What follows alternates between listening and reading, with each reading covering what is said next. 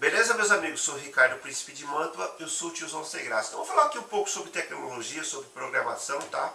Faz tempo que eu não falo nada sobre tecnologia assim na essência da coisa, né? Porque muito também pelos trabalhos que eu faço, né? Logicamente eu não vou falar nome de clientes e nem aplicações que eu faço para eles aqui na internet. Eu não vou ser tão lesado assim, tão noob, né? Então, alguns anos atrás não existia tanto assim o modo de você mandar e receber dados pela internet, né? Dados que eu falo são dados assim, por exemplo, o cliente precisa de uma solução tal e você vai fazer uma solução tal, tal, etc e tal, e você vai mandar essa solução lá para o birô que te contratou ou para a empresa que seja, né? Então você usava muito na época a mídia física, é o famoso CD, né? Então, muitas vezes eu pegava algum tipo de trabalho para fazer, eu abria a minha IDE lá, que também via a IDE, a IDE, né? Falava o IDE em inglês mesmo, vinha também por um CD, alguém tinha vários CDs com vários IDE, né? Ou às vezes você abria até um bloco de notas, né? Ficava lá mexendo, depois fazia todas aquelas engenharias lá, ficava fazendo depois toda a compilação, etc e tal. Então se usava muito a mídia física. E hoje em dia você pode trabalhar em qualquer lugar do mundo usando a própria internet, né? Existem muitas formas aí de você fazer uma VPN dedicada, ou até uma conexão simples, sem nenhum tipo de charminho, digamos assim. Você pode mandar um programa fragmentado, você pode mandar um programa em várias e várias partes, que logicamente depois o cliente ele faz lá a montagem do programa todo e se transforma num executável, né? Então, existe uma evolução muito grande graças à internet, né? A internet é algo que serviu muito para você, por exemplo, aprender várias coisas. Eu aprendi várias coisas, por exemplo, depois da evolução lá, né, da mídia física, programar em outras coisas que eu fiz aulas pela internet, né? Então, a internet é algo libertador, tal. Eu, inclusive, sou totalmente contra esse negócio de colocar limite de dados aí. E isso já acontece, por exemplo, na internet móvel, né? Que para mim eu não uso isso daí, praticamente. Tenho o smartphone aqui, mas nossa, tudo que eu faço na minha casa, eu praticamente uso isso daqui para ouvir música. Ou quando eu estou em casa ou em algum lugar eu conecto no Wi-Fi, né, no local. Então existe uma evolução muito grande aí de transmissão e recebimento de dados, né? Ficou algo muito fantástico. Por exemplo, hoje você pode fazer qualquer tipo de trabalho em qualquer lugar do mundo. Você pode programar, você pode testar coisas em qualquer lugar do mundo. Então, existiu uma evolução muito grande do tempo lá da mídia física, né? Aí depois foi lá pro pendrive e tudo, mas eu usava muito CDs mesmo. Nossa, inclusive esse CD aqui, ele tem vários programas que foram... Alguns eu mesmo fiz, outros foi algumas collab, né? Era interessante que às vezes você gravava, eu gravava um CD, o outro gravava outro CD, o outro gravava outro CD, aí a gente abria lá no nosso, naquele tempo era desktop mesmo, né? Aí você começava lá a fazer lá todas as compilações, lá usava lá às vezes até uns framework lá para fazer a junção de tudo, né? Pra fazer a sopa da bruxa, né? Vai chamar sopa de bruxa. Aí depois você tinha lá o programa final, aí você prensava, gravava, né, burning, né, queimava outro CD. Então eram umas coisas até que interessantes, né? Acontecia até umas coisas engraçadas. Às vezes você tava lá, fazia lá parte de um programa e você acabava até esquecendo, perdendo o CD, ou sei lá, você deixava cair no chão, quebrava, aí eram umas coisas meio esquisitas, né? Eram umas coisas meio estranhas. Era uma época assim, digamos, idade da pedra, né? E muitas coisas também de mídia física, né? Por exemplo, eu vendi muitas coisas para que eram mídia física mesmo. Você gravava, fazia todas as coisas em mídia física. Aí você vendia a solução para uma empresa que ela também gravava mídia física, né? Era muito comum isso nos anos 2000, né? Tinha aqueles CDs lá de programa. Hoje não.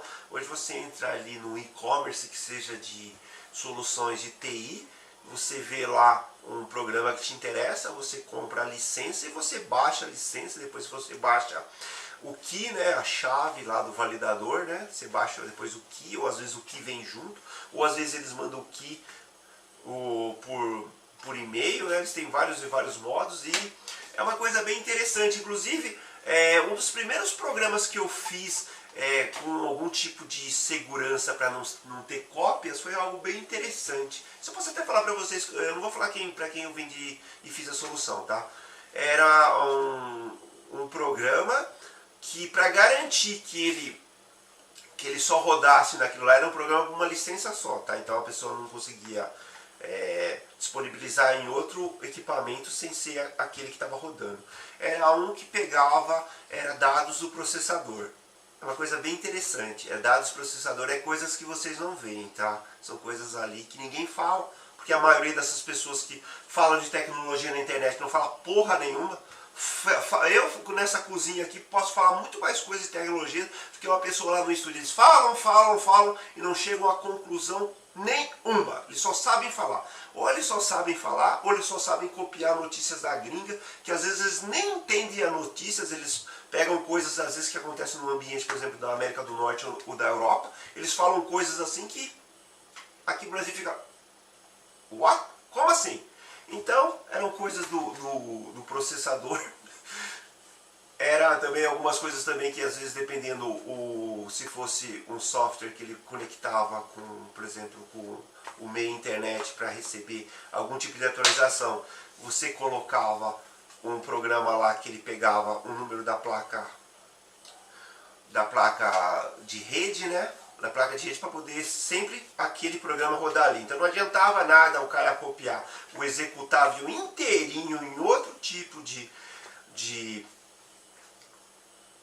notebook ou que seja lá um desktop, se não era aquele que ele foi habilitado, tá? Então, mesmo que ele lá fizesse uma engenharia lá de trocar o processador, trocasse a própria placa de rede, eu acredito que não teria tanto trabalho assim para tentar validar em outra máquina, né? Então, era uma época mais romântica, né, na programação, era uma época assim, digamos, a lenha, né? Uma época a lenha. Eu aprendi muita coisa com tecnologia, melhorei de vida, melhorei até a cozinha, né, para ser mais assim sarcástico, brincando. Então, era uma época assim mais romântica, né? Hoje em dia as pessoas parece que todo mundo sabe programar, né? Antigamente você tinha aquela visão de coisa meio assim mágica, né? Fazer um corte por causa do tempo do card. Você tinha aquela visão um pouco mais mágica das coisas, né? Tecnologia. Depois você viu que tudo se descomplicou, né? Ficou coisa mais fácil. Fazia mais ou menos uns 20... Olha, fazia uns 20 anos que eu não via o meu tio, que ele era analista de sistema, tá? Hoje ele trabalha com outras coisas. Hoje ele é empresário de outras coisas. Nossa, a gente estava conversando de tecnologia naquela época, eu nem sabia ligar um computador quando eu conheci ele, há mais de 20 anos atrás, tá? Gente, o cara tem uma cabeça, cara, ele falou pra mim os sistemas que ele desenvolveu, cara, coisa assim, sabe? Coisa muito, mas muito top, cara. Putz, pra você ter uma ideia, ele trabalhou, eu não gosto de falar de outras pessoas, ele trabalhou na empresa, simplesmente ele trabalhou na empresa do avô do Eduardo Saverin. Ele trabalhou naquela empresa que ele tinha, ele era um alemão, né? Ele trabalhava numa empresa que era uma confecção. O meu tio trabalhou nessa empresa como analista de sistema, cara. Ele me falou assim dos sistemas que ele desenvolveu, cara. Eu falei assim, nossa, cara, as coisas que ele fez em TI, pô, mas eram coisas assim muito, mas muito, sabe, fodásticas mesmo, sabe? Coisas assim de, sei lá, coisa do outro mundo. Eu falei, caramba, eu sou simplesmente um copiador, sei lá, um emulador de códigos, porque o cara fez cada coisa, picas e picas. Ele falou uma coisa muito interessante para mim, ele falou assim, hoje em dia a tecnologia é algo muito simplificado diante da época, até pelos próprios recursos que eles tinham, né, de fazer programas, de repente testar programas, essas coisas, até próprios recursos de hardware. A minha tia, para vocês terem uma ideia, ela trabalhou numa multinacional francesa de tecnologia 30 anos. Ela trabalhou 30 anos nessa empresa. E uma coisa interessante é como que a tecnologia até assim, uma licença poética, né? Até uma redundância, né? Toda aquela coisas assim, ela sempre evolui, né? Ela sempre evolui mesmo. Agora o hardware ele parou um pouco, né? Principalmente a evolução, por exemplo, de memória e processamento, ela deu uma parada nos anos 2000, ela era uma evolução do caramba, tanto é que aí tinha empresas aí que trocavam os equipamentos de informática em 4 meses eles trocavam tudo, porque havia sempre aquele salto de evolução, né, de mais velocidade de processamento, mais velocidade até de armazenamento, né, mais velocidade de tudo, então sempre se trocava. Então hoje a tecnologia é algo muito assim, que mudou muito, né, se você vê no passado, né, até a própria forma de gravação, né, aquelas fitas grandes e tal. O meu tio falou que o equipamento que ele trabalhava lá, para ele começar a operar mesmo, você tinha que demorar mais ou menos coisa assim, 1h30, 2 horas lá no equipamento, dando o start para depois poder usar ele, né? Tá bom? Então fica aí meu vídeo falando sobre tecnologia. Para vocês terem uma ideia, quando eu fiz alguns programas e outras coisas aqui, collab, essas coisas, nem se usava o termo collab, né? A gente falava colaboração, trabalho conjunto, trabalho em equipe. Eu trabalhava numa empresa, eu moro no Tucuruvi, eu ia na região do Alto de Pinheiros, eu passava ali na Lapa, na Água Branca, eu fazia algumas gravações lá da linha do trem, lá, porque eu gosto muito de trem, tá bom? Então, sempre o mundo é algo que evolui, tá bom? Muito obrigado.